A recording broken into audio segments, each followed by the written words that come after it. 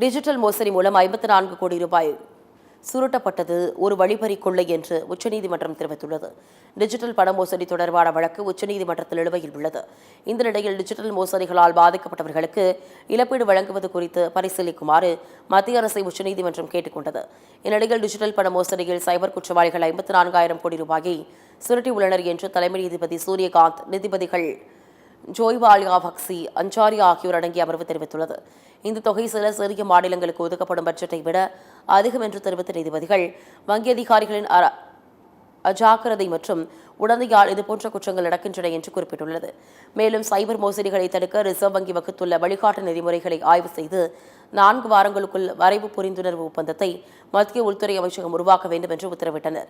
Reserve வங்கி தொலைத்தொடர்பு துறை பணம் இழந்தவர்களுக்கு இழப்பீடு வழங்குவதற்கான செயல் திட்டத்தை உருவாக்க கூட்டாக ஆலோசனை நடத்த வேண்டும் என்று உச்சநீதிமன்ற நீதிபதிகள் அறிவுறுத்தினர்.